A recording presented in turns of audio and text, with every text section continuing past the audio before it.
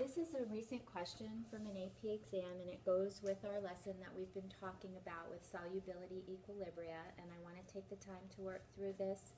Your little mini quiz for our next class will be grossly similar. I actually think it's a little easier, and I've just included some additional questions that deal with Le Chatelier's principle, which you're very strong with, and we'll take the time to hit it here. But in regard to this question, answer the following questions about the solubility of calcium hydroxide, and that would be a solid. Because when I initially saw this question, I'm like, why are they picking something that really is pretty soluble? But with the solid there, you're not saying, oh, it's a strong base, it ionizes completely, because then it would have had aqueous. The balanced chemical equation for the dissolution, and we had touched upon this the other day orally, but I wanted to make sure that you had it on paper so that if you were asked something similar, hint, hint, hint, you would know how to approach it. Let me pull that out because it's a little distracting. Okay, let's see.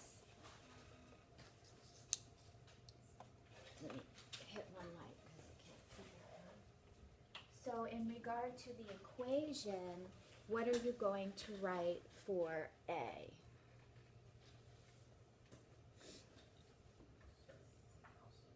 So you've got calcium hydroxide.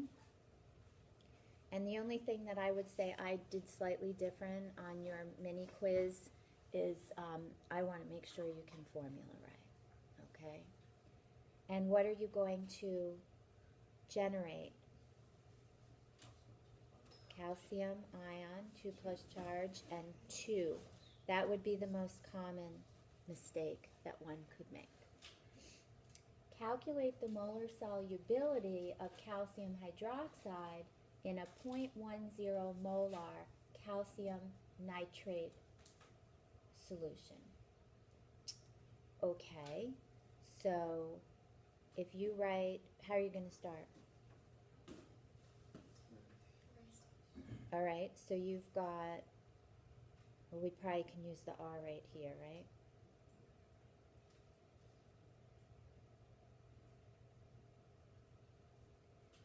So initially, do you have any of this? 0.1. That's the key. And to that, you're going to add, and to this,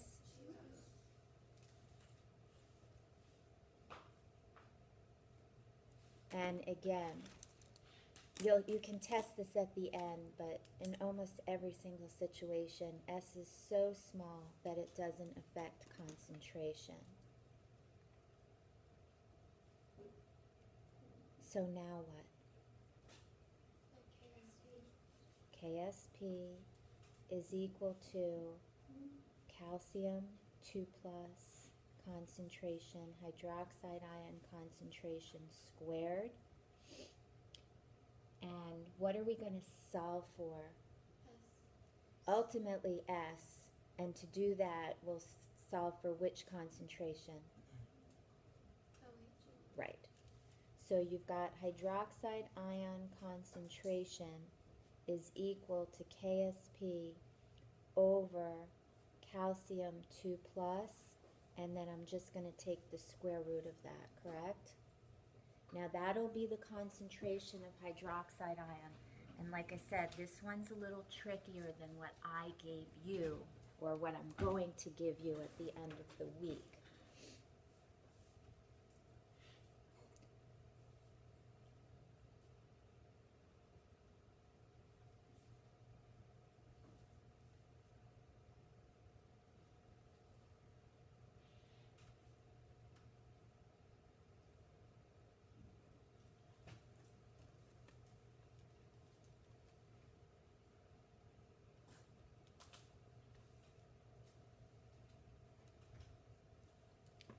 So the concentration of hydroxide ion is 3.6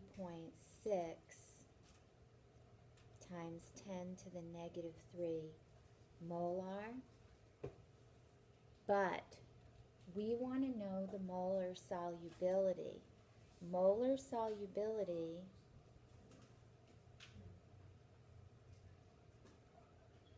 is S, but the hydroxide ion concentration was equal to what? 2S. Okay? Now yours is not this tricky for Friday. So you're going to divide that by 2. Because this is 2S. Yes? Okay. Now when you look at the scoring guidelines for this question, a point right here, but you would be amazed how many people misread the question. Yes? I did the dividing for the concentration of hydroxide. I put in 2s and then I squared it, so I got 4s squared, and then I just solved it like an equation. Did you get the same answer? Yes. Then you're good. You got a point for this, and I believe you got a point for the setup right there. We can go back and check that. And then the last one, yes? I got the answer, but I was confused because I thought the molar solubility would decrease. Okay. And why would it decrease? Because you're adding the ion. You're adding a common ion. So, if you were, and you asked a really perfect question, because that's what I did on your quiz. So, if you didn't have a common ion, so this is just an aside, not part of the question, but if you didn't have a common ion, you would have had KSP is equal to 4s to the third. Remember we talked about those combinations? And then you know KSP is 1.3 times 10 to the negative 6 is equal to 4s cubed. So S is equal to KSP divided by 4 to the 1/3 power. So if you had 1.3 EE negative 6 divided by 4, arrow up, 1 divided by 3, your S here would be 6.9 times 10 to the negative 3. That's if you didn't have a common ion.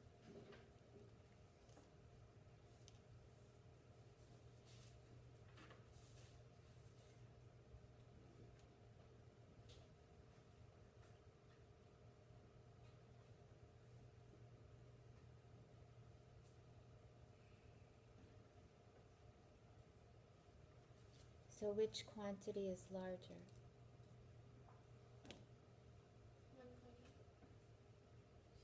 1.8. 6.9. That's more negative. They're the same small ones. So if you have, for example, 1 over 1,000 versus 6 over 1,000, which is bigger? 6 over 1,000, right? So this is larger, Okay, and so this, it did decrease. so it did. And this one's a little tricky because the numbers are so close.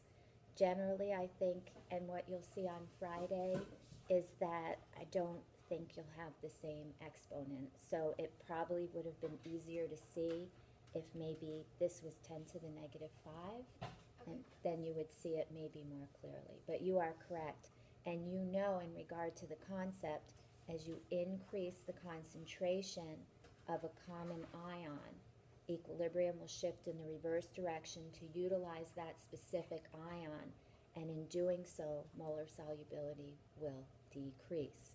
If you go in the forward direction, molar solubility increases, and we'll be looking at that in more detail in just a sec. So if they just gave you the calcium hydroxide and a KSP value, you could still solve for S by doing that? Absolutely. Let me go over a few points in regard to this because I think Le Chatelier's principle is very, very important. This is a major component of Big Idea 6. Go ahead. Would you mind just putting right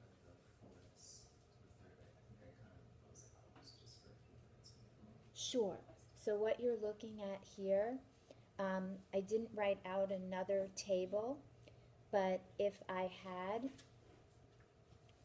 you would have had, if you didn't have any common ion, you'd have a 0 here. So this would just be S, and this would be 2S. But why do you have to square that 2S? Because of the coefficient. So that makes 4S squared times S is 4S to the third. And what we did do at the very beginning of the last lesson was we looked at all the combinations. Remember, S squared, 4S to the third, 27S to the fourth, 108S to the fifth. And you'll see all of those in your notes. Those are the only combinations you can get. So even though you put S, like you put the coefficient with the S already, you still have to square it because of the coefficient? Yeah, and it seems like you're double dipping. Just be really careful with that. If they give you a concentration and there's a 2 there, don't double down on it. It is what it is, okay? All right. The other part of the question is really old stuff, and this is what I'm talking about because you can get these linkage questions. Before we link to the last part of this, there are just a few things I do want to go over here, and this is going to link back to Le Chatelier's principle. Let's say, for example, that to this reaction, you throw in strong acid. If you throw in strong acid, such as nitric acid is a very popular one, HNO3, because the NO3 part for nitrate is soluble, so the anion component of the strong acid won't have an effect. But what's going to happen to molar solubility if you throw in strong acid? Look at the equation.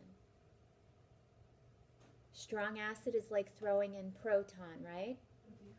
So the proton is going to react with the hydroxide ion, making water, decreasing the concentration of hydroxide ion, resulting in an equilibrium shift in the forward direction, and molar solubility will increase, right? So if you add strong acid, the proton will react with the hydroxide ion, generating water. Equilibrium will shift in the forward direction, and molar solubility will increase as more ion gets generated. What you saw here is if you increase the concentration of calcium ion by adding calcium nitrate, equilibrium shifts in the reverse direction to utilize the calcium ion added, and molar solubility decreased. Yes? Now you can probably get trickier with this. Let me ask you this. If I threw in sodium hydroxide, what would happen to molar solubility? If I added sodium hydroxide, it would increase the concentration of hydroxide ion. Equilibrium would shift to the left, and molar solubility would decrease. You've got it. So when you add the strong acid and you create water, why would it go in the forward direction? Because if you were to add proton, and you'll see a question like this on a previous quiz, you're going to make water. So that's going to use the hydroxide ion. So you need a Shift to the right to replace the hydroxide. And that's where Le Chatelier's principle really governs all of this. And this is why this is all part of Big Idea 6. Okay. The last question then, wake up. The last question is pretty simplistic. You've got calcium ion there. We're going to represent water molecules with Mickey Mouses. So the face of Mickey is oxygen with the partial negative, and the ears are the partial positive. So if you were going to position these now,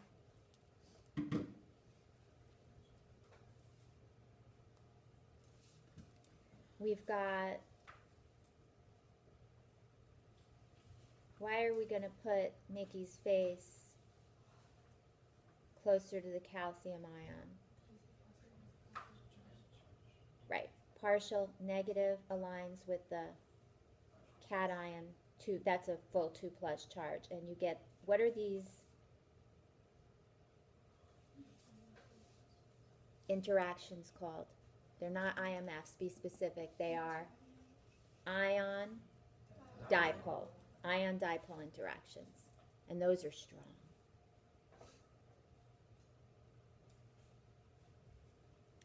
Now, what if they had given you the anion, the hydroxide ion? How would Mickey be positioned?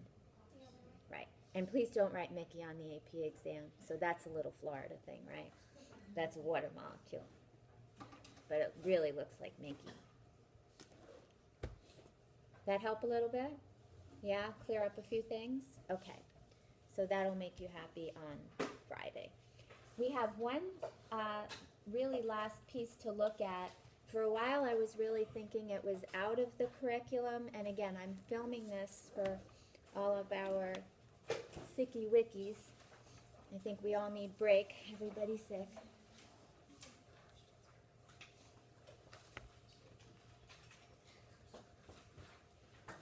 The last thing we want to talk about is selective precipitation. And I've always found this piece to be a little bit challenging because there are a lot of steps involved. We'll go through it very slowly.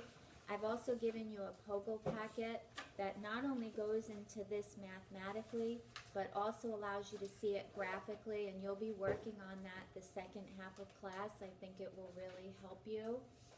I don't really know if they're going to hit you with this. There is a question we should take a look at, but as I said, your mini quiz at the end of the week will be very straightforward. I think you'll feel very good about it once you see it, and you'll have about 10-15 minutes to work through it. It's a pretty quick question. And then we're going to do a very fun lab on spectrophotometry on Friday. With selective precipitation, when you're being selective, you want to be able to pick one ion and not another. So for example, you'll precipitate one ion and not another. And I wrote partially omit there because previously I really thought it was out.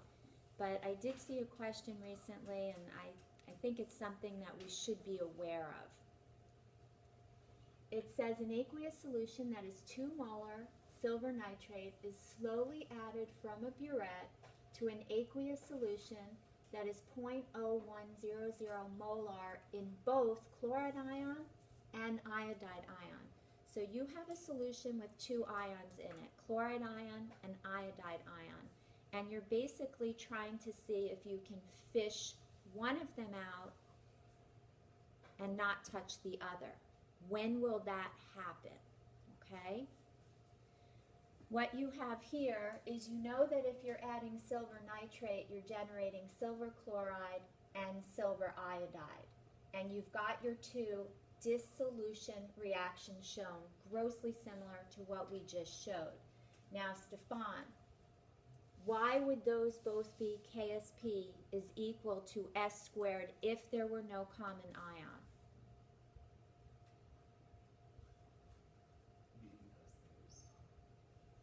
Because the coefficients are both?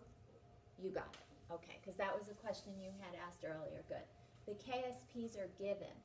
Now, another thing we talked about is which substance has a greater molar solubility if no concentrations are given. This one or this one?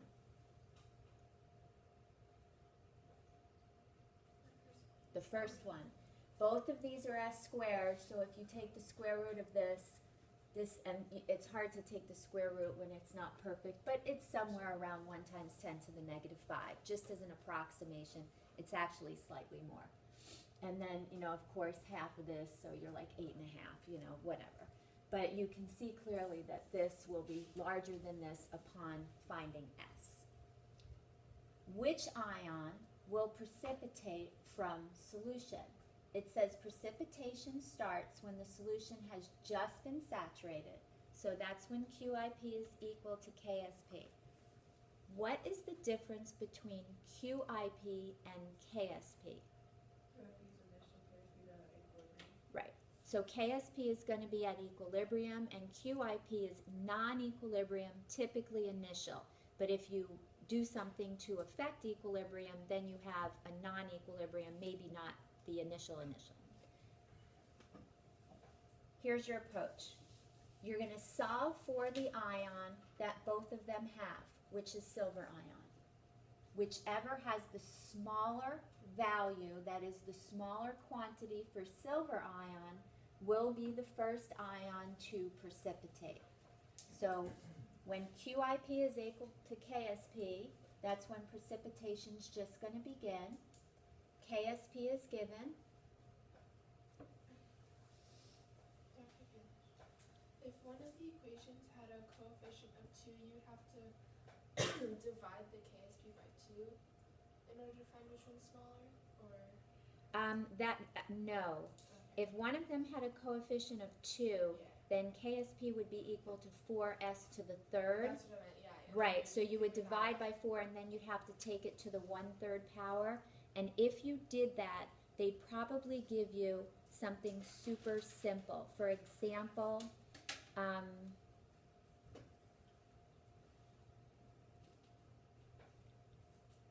if you had, it's getting tricky, but let's say after you divided by 4, you had 8 times 10 to the -6th. The cube root of 8 is 2. And then in terms of the 10 to the -6 to the 1/3 power would be 10 to the -2. So it would be doable in piece if you had to do it on part 1. It'd be very straightforward.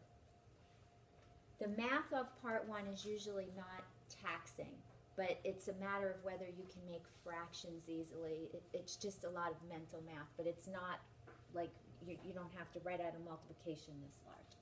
Okay, so we're going to solve for silver ion in each case, and first we're going to go after the silver chloride. Here's my expression. Silver ion then is KSP over the chloride ion, and you have that. That's the concentration of silver ion from the silver chloride. Now you're going to go after the concentration of silver ion from the silver iodide.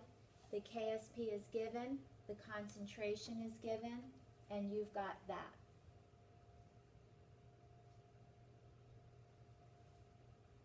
Which is smaller? The second one. That means that iodide ion is the first ion to precipitate as silver iodide. So when silver ion concentration reaches this quantity, the silver iodide will start to precipitate, and if they ask you which ion precipitates first, it's the iodide ion. You solve for the concentration of the common ion. Whichever one is smaller is the first ion to precipitate. Now on your POGL packet, you're going to see it in a graphic format so you can clearly see which one precipitates. I don't know if they're going to give you a graphic component in May, but we want to be prepared for everything. When the second ion, which now would be chloride ion, begins to precipitate, we want to know how much of the first ion, iodide ion, remains in solution. Because the iodide ion starts to precipitate. Now you're going to get the chloride ion to go, but we want to know how much iodide ion remains. And this is the tricky part. When the chloride ion begins to precipitate, the silver ion concentration is here. This is where you sort of switch. You're going to use that silver ion concentration in the silver iodide expression. So you're going to plug in the silver ion concentration from the silver chloride and then into the silver iodide. So you know here KSP is equal to this, which is equal to this concentration times this. You're going to use the concentration from the chloride ion precipitation right here, and this is the concentration of the iodide ion that remains when the second ion begins to precipitate. It's a little tricky. Why does the smaller value mean that it'll precipitate first? You tell me. Because the molar solubility is lower. Or,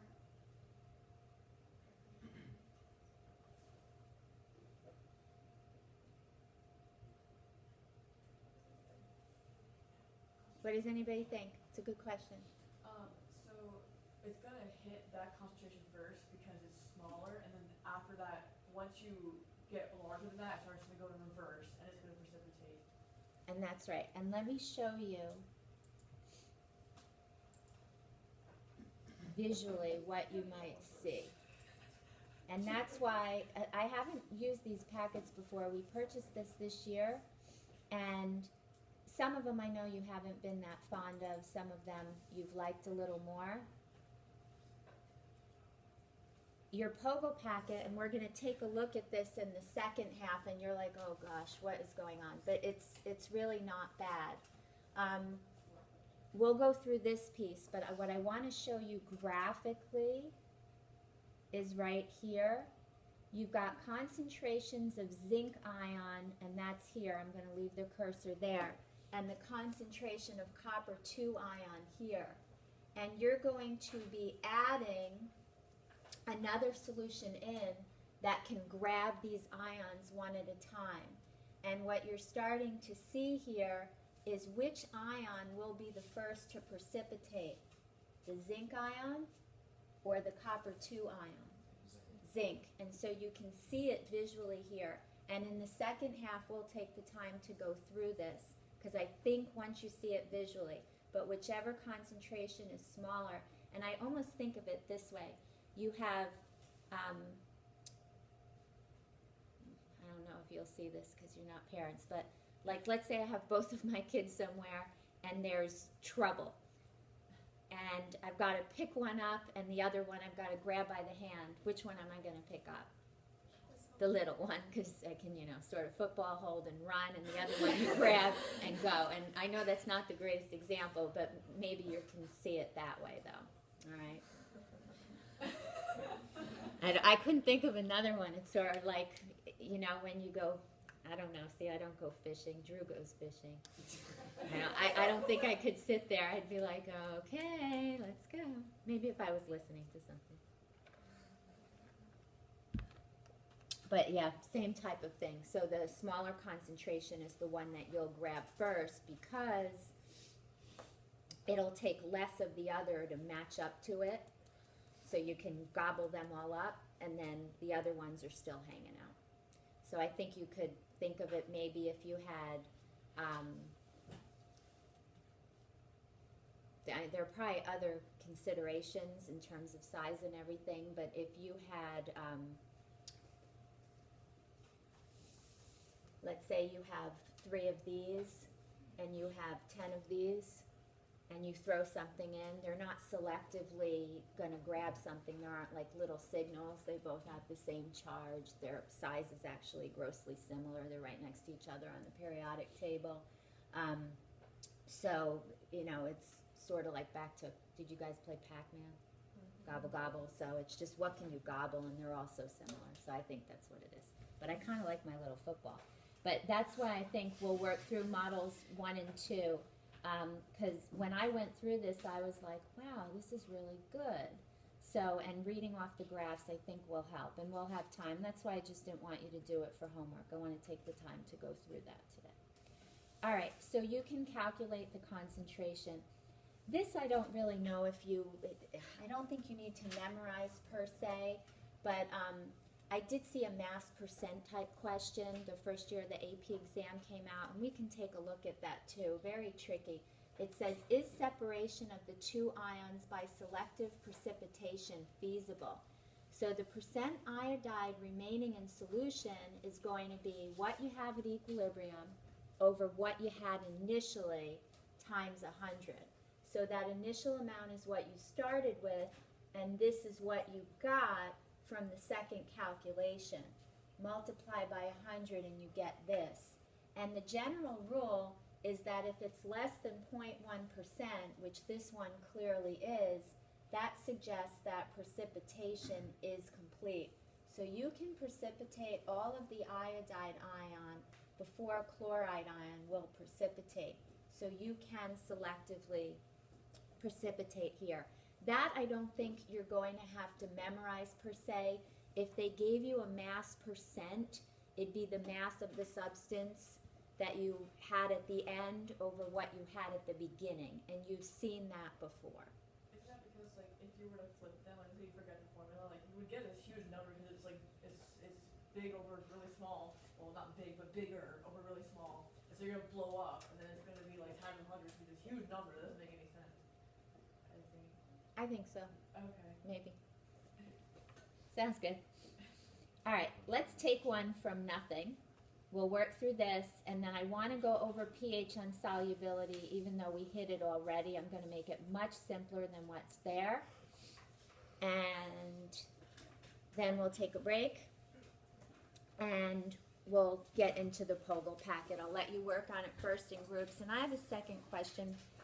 I don't know if we want to look at it today or maybe like after the lab, because I want you to focus on what you need to know for Friday, because that'll help you. All right, it says the solution contains 0.25 molar nickel 2 nitrate and 0.25 molar copper 2 nitrate. Can the metal ions be separated by slowly adding sodium carbonate? What do we do? All right, and the first thing you're always going to do is take a deep breath and tell yourself you know how to do it, because some of you are really panicking early. You're going to recognize that carbonate is the common ion, and so you're going to solve for that. Okay, slow down, slow down. Here we go. So let's get our information down, because I know a lot of you know how to do it, and then you get to the quiz and it just becomes very overwhelming. So we have nickel 2 nitrate,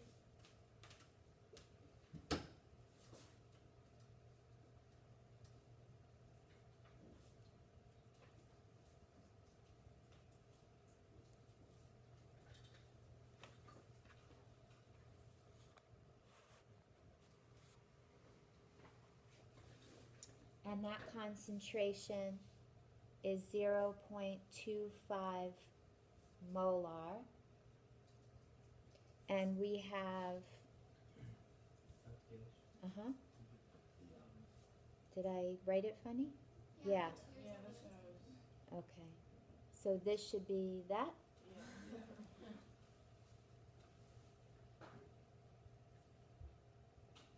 Okay, sorry.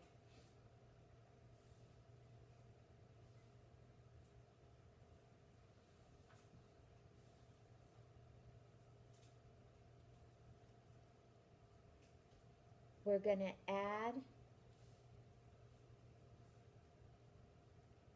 sodium carbonate,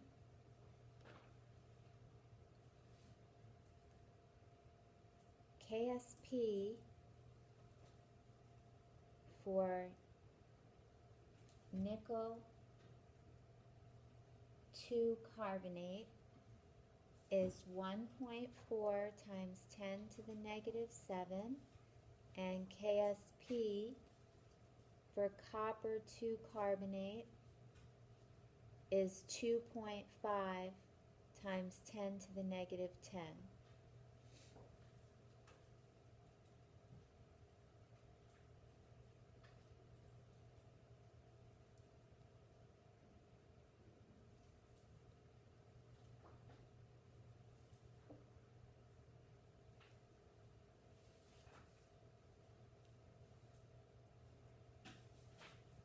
What do we do?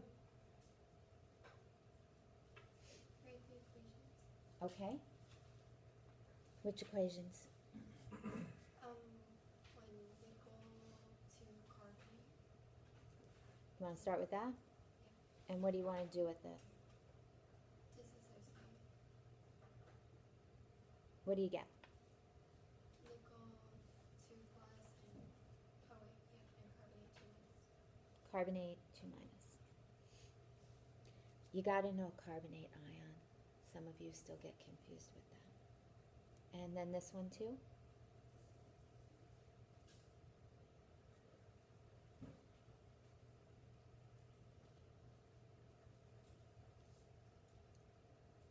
Okay. What are we going to solve for in each case? Carbonate ion. So we know that when precipitation begins, the solution has just been saturated and KSP is equal to QIP. So we're going to go ahead with that.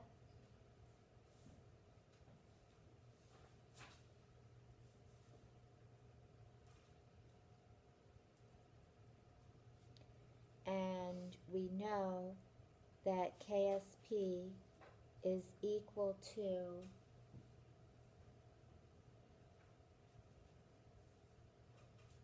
this times this. So should we just use S squared?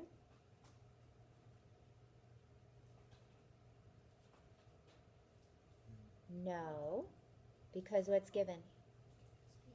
The concentration. Concentration of nickel 2 plus, right? So that's going to be right here. So we're going after carbonate ion, and we've got KSP over nickel 2 plus, and that's going to be 1.4 times 10 to the negative 7 over 0.25 molar.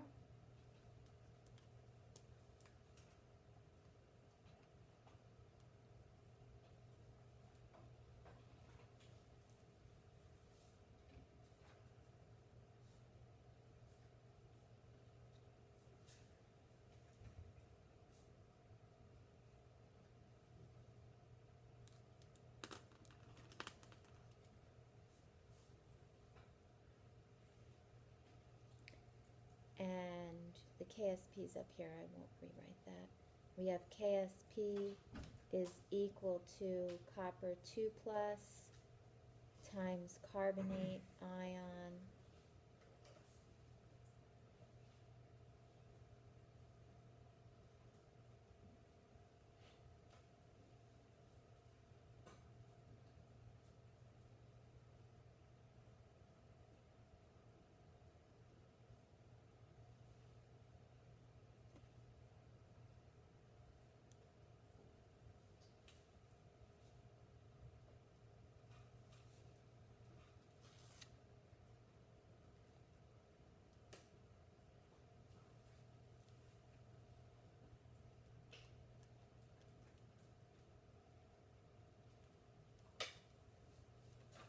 and that's 1.0 times 10 to the negative 9 molar.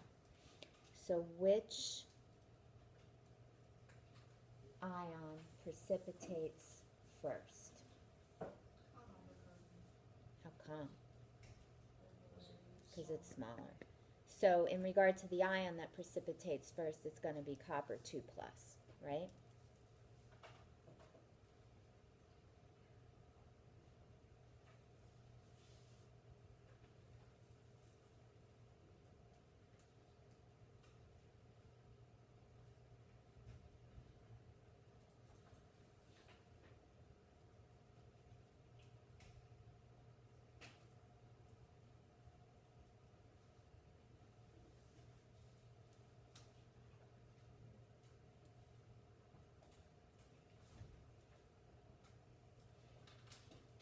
Okay, so now what do you do? The question asked, can the metal ions be separated by fully adding iron 2 CO3? So if you solve for carbonate and they're equal numbers, you say no? Correct. Okay. And what you might see on the exam is it'll say a student claims that this ion precipitates first. Is he correct? And then go about either proving it or disproving it. And that's the wording we're tending to see. All right, so now when the second ion begins to precipitate, you can calculate how much of the first remains. So what do you do? 1.0 times 10 to the negative 9 over 5.6 times 10 to the negative 6. All right, so you're going to be going after the remaining concentration of this one, but you're going to use carbonate from here. All right? So you're going to have KSP of the copper 2 carbonate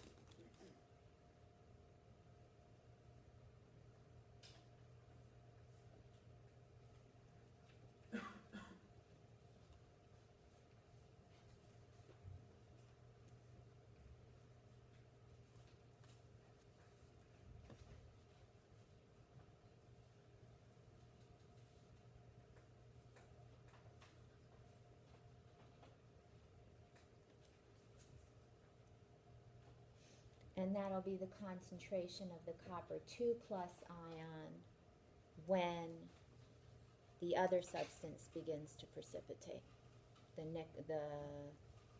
nickel 2 plus. Yes? Yes? Okay, and then the last piece is sort of what you have at equilibrium versus what you started with. So what would you divide this by? Right.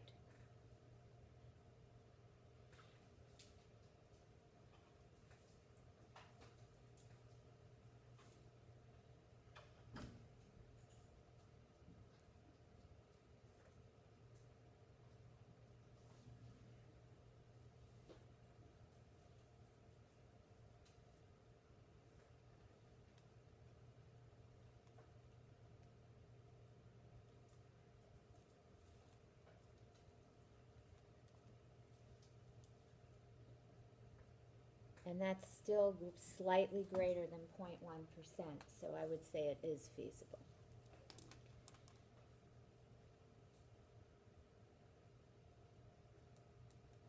I've got to go back and take a look at that one question I want to show you, and I'll take a look at it the second half. Wait, isn't it less than? It's less than? Should be less than. If C, Oh, it's greater than, so that suggests that it's not complete. Oh, you're right. if copper precipitates first, wouldn't it be the nickel that's remaining, not the copper?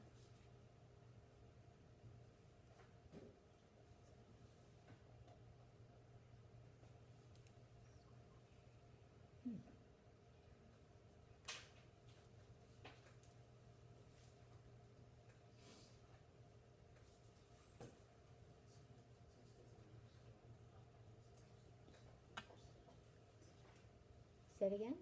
If copper precipitates first, copper carbonate goes back, then why aren't you solving for nickel instead of, like, why are you solving for copper? Because if it precipitates, wouldn't it go, wouldn't there be none of that left? Well, you're saying if it's like complete before the other ones. No, but it's not complete before the, it's, you want to see what the, you want to see what it is. If you're doing a reverse reaction, there shouldn't be that much iron left, right? Like, shouldn't you be, like, why aren't we solving for nickel? Because that's what's left over, because the other one's precipitating backwards. No, but we want to know how much of the first remains when the second one begins to precipitate.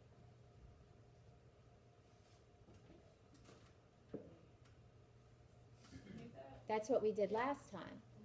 You want to know how much of the first ion remains when the second one begins to precipitate.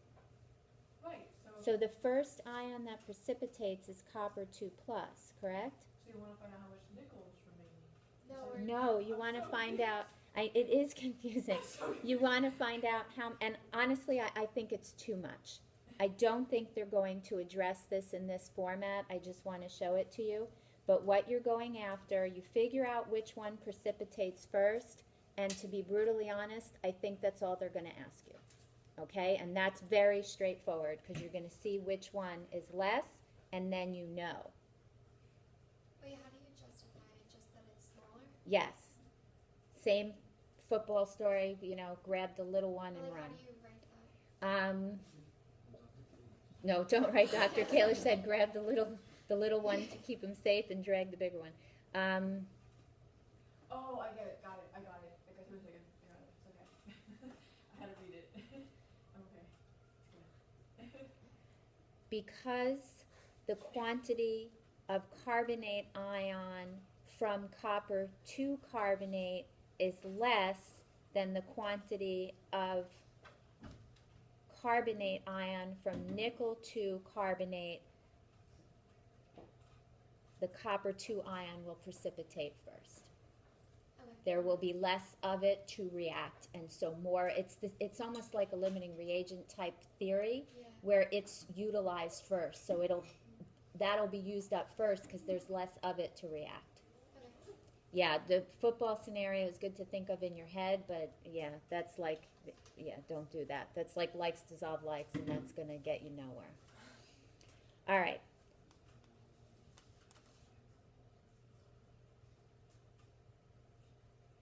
And here, this we solved for correctly, but this is greater than 0.1%.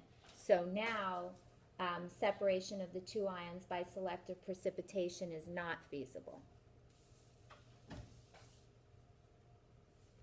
Would it be like completely not feasible because it's like really close? It is really close, but I guess not is not. And again, I'm not seeing this criteria anymore, so we're not going to worry about it. I did see a question with mass percent, and that I'll pull up for you so we can take a look. I will tell you, I think this is too much for a part 2 question, so get a feel for it and don't sweat it. Okay, the last thing I want to mention then is the effect of pH on solubility. And this we've already hit. This is written out in a different format, but we hit this in the do now. It says the solubility of an ionic solute is greatly affected by pH if an acid-base reaction also occurs. For example, if you were to add a strong acid to a solution that contained fluoride ion, you would form hydrofluoric acid. That's a weak acid that doesn't ionize completely. So your example is here. If you had calcium fluoride, you would generate calcium ion and 2 fluoride ion.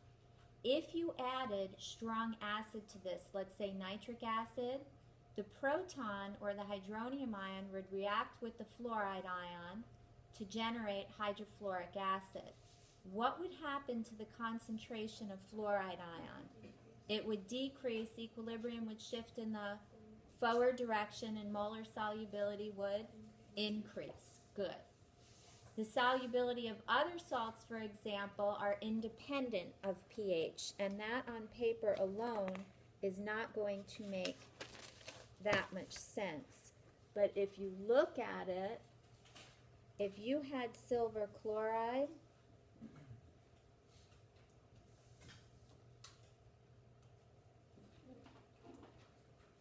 and you threw strong acid in, would that decrease chloride ion's concentration? Why would it not? As soon as this hooks up, it breaks apart because it's a strong acid. And that's why adding acid here would have no effect on molar solubility. If, on the other hand, you added iodide ion, you could get silver iodide, decrease that, shift forward. But you don't need to know that solubility rule anymore. It says carbonate ion is a moderately strong base. The solubilities of carbonates are strongly dependent on pH. Well, let's take a look at that. Let's say we had calcium carbonate.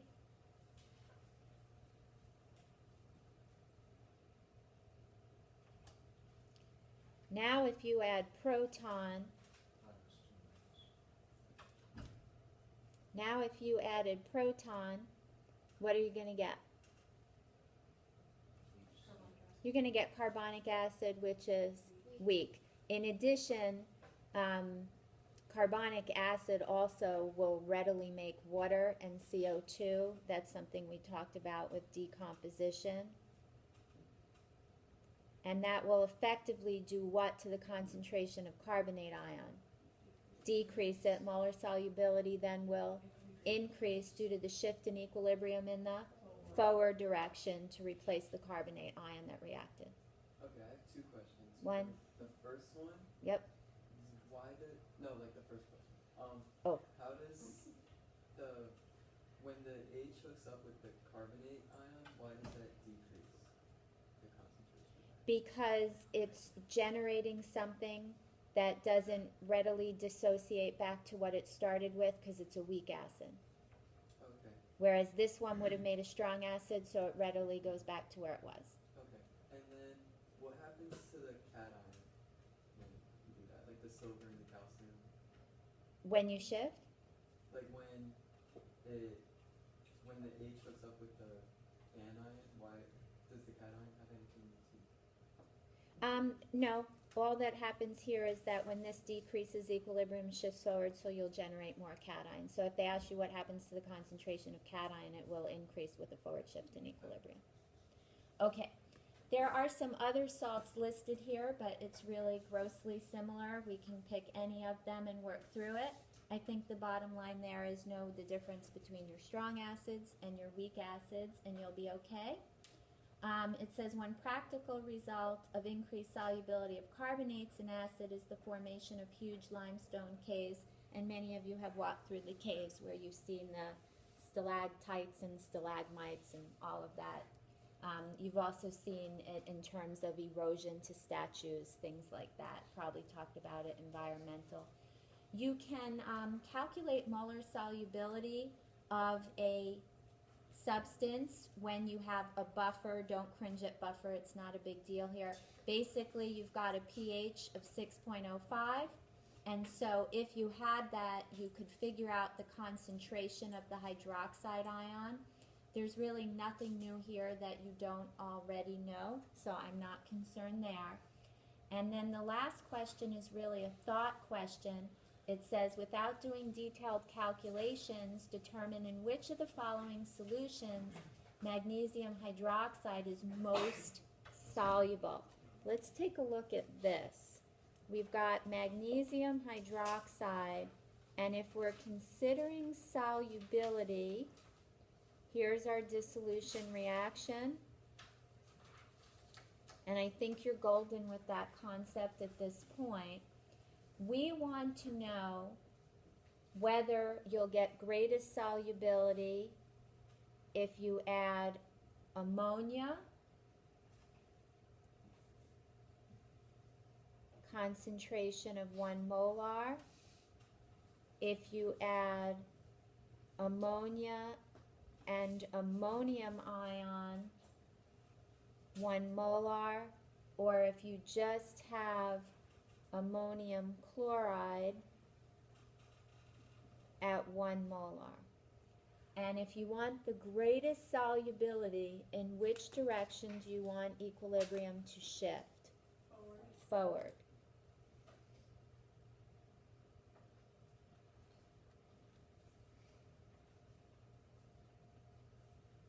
Is it the NH4Cl? Why? Because when it dissociates, Cl minus will be made, and it's a strong acid. That's conjugated as a strong acid. So the OH and the Cl will react, I think. No? No, there's no proton. I don't know. I thought wrong, but I guess. You have the right selection. You have the right selection. Thank you. So we just have to think it through.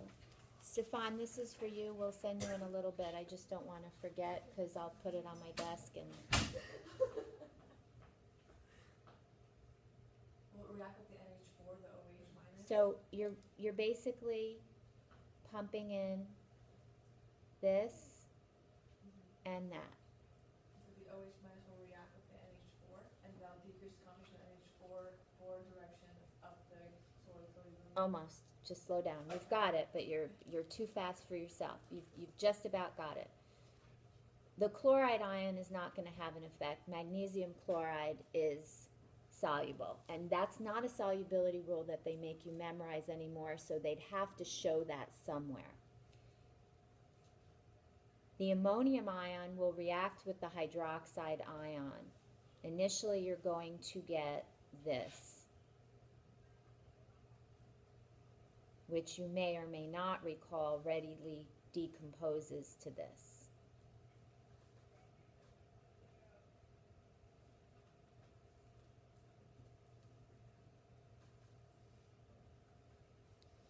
So by adding the ammonium chloride, the ammonium ion reacts with the hydroxide ion, decreasing the hydroxide ion. Equilibrium shifts in the forward direction to replace the hydroxide ion removed, hence the increase in molar solubility. However, with that said, you're going to say, well, why isn't this the same? Well, this is a buffer solution. So even though you're adding this, keep in mind you've got some ammonia here, and that's going to pump it backward. And as a result, you're not really decreasing this as much, and that's why this is a better choice than this. What do you do with the first one? This one, Yeah. unless you can make a complex ion, I don't believe that would have, actually, if you had ammonia in there, and you also have water in there,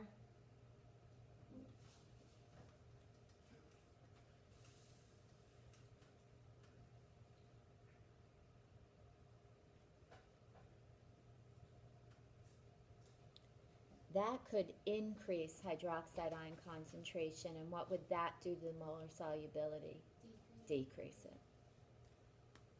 Now that's not to say that this isn't going to act as an acid and throw some proton in, but the best or clearest effect is from here. Can you also say that since it readily produces NH3, that'll also increase the concentration of the reactant, also going in the forward direction? Why would it increase the concentration of Kidding, reactant? I'm thinking of the first one, even though it's not. Never mind. Okay. NH3, never mind. All right. The other thing you could see would be something like this.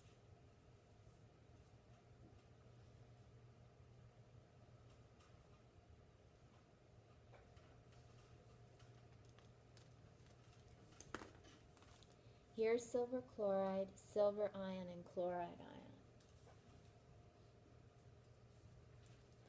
If I added sodium chloride, what would the effect on molar solubility be?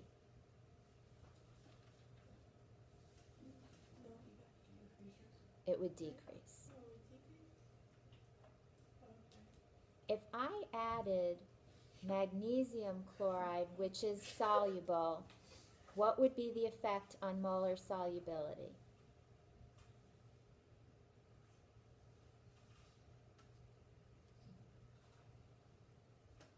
It would also decrease, right? Why would it have a greater effect? Because you have 2 chloride ions where here you have 1. If you were comparing these two, and again, this they'd have to tell you in some regard, maybe with a value. Why would lead 2 chloride added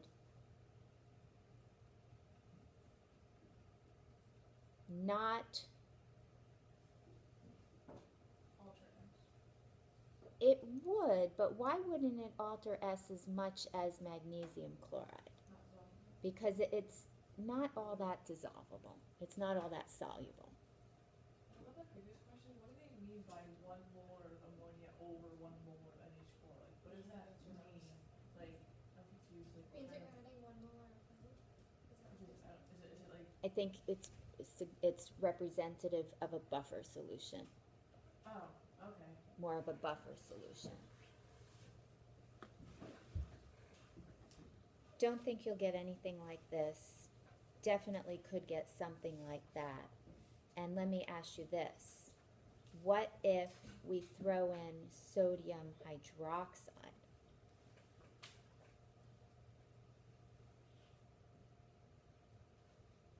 Keep in mind most hydroxides, unless they're group 1, ammonium ion containing, or CBS,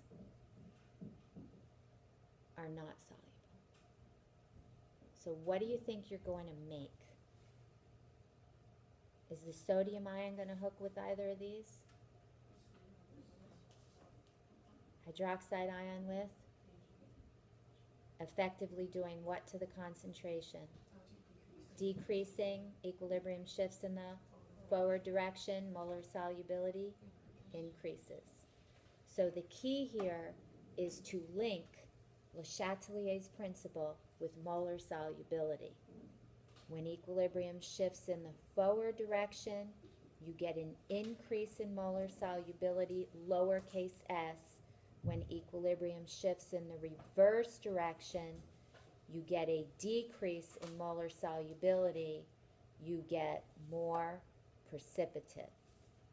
And that links back to our Q and K concept. Stefan, you had a question. So the sodium ion doesn't have much of an effect on S because it's usually soluble. Anything it links to, it's going to immediately unlink to, if you will. Can you explain like the sodium chloride when you add it, what it reacts When you add sodium chloride, you're effectively increasing the concentration of chloride ion. Equilibrium will shift in the reverse direction to utilize the chloride ion you added. A reverse shift, decrease in molar solubility. If you added aluminum chloride with 3 chloride ions, you'd get even a greater shift in the reverse direction because you're adding, as long as the concentrations are the same. For every 1 mole of this, you get 1 mole of chloride ion. For every 1 mole of this, you get 2 moles of chloride ion, etc. Why doesn't the sodium hook up with the chloride ion and sodium hydroxide? You tell me why this is highly water soluble. Because it contains a group 1 ion. Those are your solubility rules. Remember, any salt that contains a group 1 ion, an ammonium ion, or any salt that contains a nitrate ion is water soluble. Always. Finally have one rule that'll stick like glue. Gotta know it. You used to have to know them all. Now you just have to know a little bit. I would know that silver chloride and lead 2 iodide are not water soluble. Those are the most common ones they ask. All right. So hopefully now you have a better understanding of molar solubility, KSP. We're going to try and keep it relatively simple.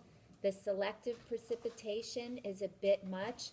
The only thing you might be asked is which ion precipitates first.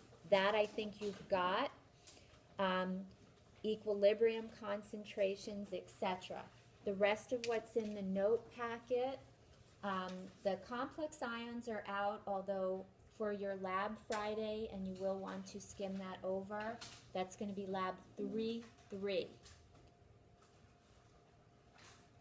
You'll have a complex ion reaction, but it's one you've seen already. In regard to the last piece that's here, this qualitative inorganic analysis, I believe is out too because it requires all types of solubility rules, so we're not going to be concerned with that either. For KSP, we're going to try and keep it simple. I think the do now problem we did today with our explanations with molar solubility is very much telltale, not only of what you'll see on Friday, but also what you would see for the test on Tuesday. We're going to take a break, and then I would highly, highly, highly recommend that you work effectively in groups on those POGL packets. That'll iron down the common ion effect with molar solubility, which I believe you now have, but also the selective precipitation. There's some graphical analysis there that I think will really help you. And those packets are solved and on Edline for you, but let's be productive the second half.